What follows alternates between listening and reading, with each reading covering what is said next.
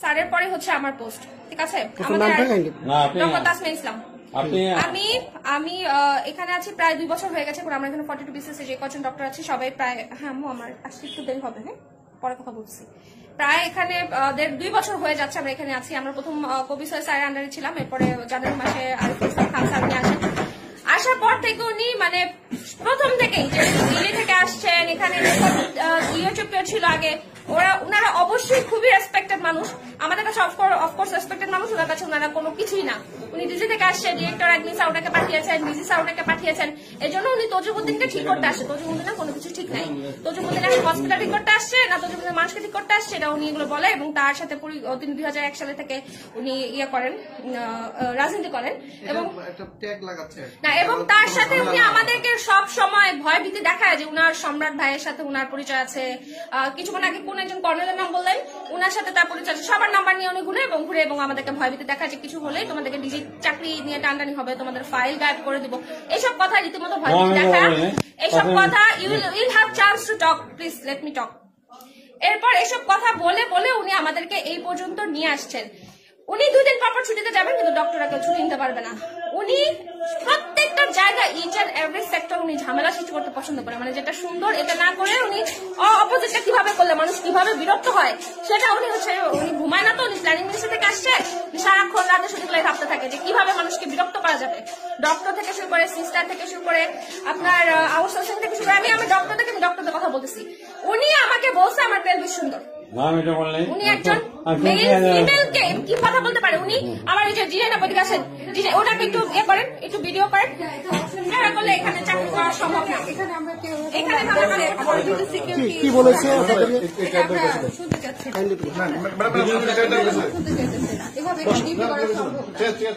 মূলত সমস্যাটা কি বলেন, কি বলেন? ইভিনিং এর কথা বলেন। ইভিনিং কি করছে? ইভিনিং এসে তো স্যার সবসময় মেডিকেল অফিসারের রুমে বসে থাকতে পারেন না, ঠিক আছে? সবসময় স্যার ওখানে থাকেন না, আমাদের টাইম হলেও স্যার ওখানে বসে থাকেন। এটা তো খুবই বিরক্তিকর সিচুয়েশন। আমাকে কেন কার্টেন টেনে ওখানে শিবের সকল শেষ ছিল, আমি তারপর কার্টেন টানতে বলছি, কার্টেন টেনে আমি নামাজ পড়তে পারবো, নামাজের সময় চলে ওনার সামনে নামাজ পড়তে আলাদা রুম আছে, তার কেন আমাদের রুমে ইমার্জেন্সি ডক্টর রুমে কেন উনি বসে থাকবে? উনি আমার ফিমেল ডক্টরের শরীরে পানি ফেলে দিবে। উনি বলেন যে বহু মুখা খোলা ছিল, তখন আমি কি ওনার শরীরে পানি ফেলতে পারবো? এটা কোন ধরনের কথা? ফিমেল ডক্টরদের যখন ওখানে বসেন, ফিমেল ডক্টরদের কথা হচ্ছে এটা। এখানে তো যে মেল ডক্টর আছে, বুঝবে আপনাকে সকল সিস্টার যে বসে বলেন। যখন আমি দায়িত্ব ছিলাম খামোখাই, মানে যেটা রুটিন ওয়ার্ক ছিল, আমি যে জিনিসটা না বুঝে করেছি। এখন উনি কেন এটা অর্ডার করাইছেন বা কেন কে চিনেন আমি তো এটা জানি। আমি দায়িত্ব ছিলাম আমি সাইন করেছি এবং এটা কোনোভাবেই সম্ভব নয় এগুলার মতো লোকের রান্নার। এবং উনিগুলো করেই হচ্ছে শুধুমাত্র এখান থেকে যাওয়ার জন্য। উনি ছুটিতে যাবে, গিয়ে তারপর হচ্ছে আমাদেরকে তোমার ছেড়ে যেতে পারবে না। আপনি যে বলেন যে ডিসি আপনাকে বলছেন না, আপনি চলে যাবেন। আপনার তো ইলেকশনের আগে আপনি কোনোভাবে এখানে মুভ করতে পারবেন না। আপনি তো চাচ্ছেন যেতে ইলেকশন, আপনি একটা পঞ্চায়েত আপনাকে ইলেকশন পর্যন্ত থাকতে হবে। ইলেকশন আপনি এখানে থেকে আপনি ইলেকশন এ করে তারপর যাবেন। ডিসি স্যার ভয়ভীতি দেখে আমাদেরকে সিলেক্ট করতে দেয় না, কিন্তু উনি কিছু দিতে যাবে করে এসে 2 দিনের ব্যবধান এনে আবার 3 দিনের জন্য শুরু করে গেছে। এখানে ঝামেলা করে, ওখানে ঝামেলা করে। এই যে সিস্টার শারমিন, ওনার টিকটকে কি কথা বলছে আপনি বলেন? আমাকে একদিন শুরু করতে সাথে থেকে লাঠি দিয়ে পালাই দিব। আমি মেট্রিক পাস করছি কিনা উনি আমার এটা জিজ্ঞেস করছে। আমি কি মেট্রিক পাস না করে পিছিয়ে আন্ডার হয়ে আমি চাকরি করতে আসছি? আমি এভাবে আসিনি। আমাদের একজন মিডিয়ার ছিল 8 মাসে 7 মাসে অন্তঃসত্ত্বা, উনি সবসময় বলতো ওনার ডেলিভারি উনি করবে। উনি অ্যানেস্থেসিয়া দিয়ে রেখে দিবে, বাকি সিজার যে করবে করবে না করবে এমনি থাকবে। উনি সবাই কথা সুখুজ দেয়। উনি বলছে আমার দাম আমার বিয়ে করছে কি জানো, কামাই করে খাওয়াতে পারে না, বিদেশে পারে রয়েছে। আমার বাসা আমার ছোট বাচ্চা আছে, ওদের দেখাশোনা করে। উনি এগুলো নিয়ে পর্যন্ত কথা বলছে। আপনার যদি চান ফালাই দিবে, আমাদের নার্সের বলছে নদীতে নিয়ে নদী থেকে ফালাই দিবে। ওনাকে সাথে কি করে বলেন? আমাদের এখানে একটা সিস্টার আছে না, ব্যাড অবসেটিক হিস্ট্রি আছে, অনেকবার অ্যাবর্শন হয়েছে। উনি অনেক কষ্ট করে এবার কনসিভ করেছেন। কোন মানে এমন কোন নাই যে স্যার চায় না যে ওখানে পাঠানোর জন্য। কদিন আগে একটা ছিল আমাদের ইউন অফিসে, আমাদের তোলা দিয়ে আসা হয়েছে। এই প্রেগনেন্ট মহিলাটাকে উনি হেঁটে হাঁটিয়ে পর্যন্ত নিয়েছেন। ওনাকে তো উনি ওয়ার্ডে রাখতে পারতেন, ইচ্ছা করে ওয়ার্ডে রাখেন না কেন? ওনার কাজ হচ্ছে মানুষের মানে মানুষকে আর কি বিপদে ফেলা।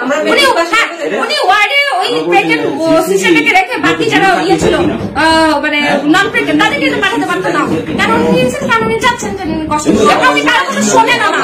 আমরা যদি কোনো কথা বলি, মানে আমি আরেমও ছিলাম, উনি আমাকে বলছে যে তার সাথে তুমি বেশি কথা বলো, তুমি কম কথা বলো, তুমি বেশি বুঝো, এবং এটা বলে আপনি ইনসার্ট করে বের করে দিচ্ছেন কেন?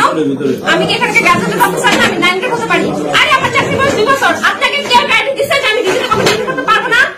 আপনার 20 বছর চাকরি। আমাদের যদি ওরকম কোয়ালিটি থাকে, আল্লাহর রহমতে আমরা ডিজিটাল অনেক বড় বড় পোস্টে চাকরি করবো, যে কটা মানুষ বসে আছে ইনশাআল্লাহ দেখুন। এবং আমাদের কোনো মানে পলিটিক্স করে মানুষের পা ধরে ধরে করতে হবে না। আমাদের যে কোয়ালিটি থাকে, আমরা এমনি ডিজিটাল ভালো ভালো পোস্টে গিয়ে চাকরি করবো ইনশাআল্লাহ। আপনি আমাকে ভয় দেখাচ্ছেন? আমাদের কথা আছে, আমাদের কথা আমরা সকাল থেকে এটা নিয়ে ঘুরতেছেন। এই ছুরি বের করছেন, এই যে এদেরকে হাসপাতালের স্টাফ একজনকে মারধর করছেন, মিজান নামে কাকে, না মিথ্যা কথা। তো সে এই যে ভর্তি আছে এখন। এখন আপনি তো সব কিছু ইউনুস, হ্যাঁ ইউনুসকে মারধর করছেন। এখন বিষয় হলো আপনি তো এর আগে আমি একটা ভিডিও নিছি আপনার, আপনি ওখানে অনেক কিছু অস্বীকার করছেন। এখন আপনি ঘটনা ঘটান আবার অস্বীকার করেন। আপনি আপনি দোকানদারদের বাকিতে টাকা খেয়ে, সিগারেট এবং চা খেয়ে টাকা দেন না, এটা নিয়ে গেলাম করে আপনি হাসপাতালের ফুলবাগানের দেয়াল ভাঙচুর করছেন। 2 ঘন্টা হাসপাতালের টিকিট বন্ধ রাখছেন এর আগে। আজকে আপনি মিটিং এর মধ্যে স্টাফদেরকে ছুরি বের করছেন, কাউকে কাউকে বন্দুক দেখাইছেন। এখন আপনি একজন হাসপাতালের স্বাস্থ্য এবং পরিবার পরিকল্পনা কর্মকর্তা হয়ে এটি পারেন কিনা? আসলে আপনি কি চাইতেছেন? আমি কাজ করি না, আমি কারো ছুরিও দেখাই নাই, আমি কোন যে পিস্তল দেখাই নাই। এটা আমার রুমে আমি যে করার জন্য রাখি, বুঝতে পারবো না।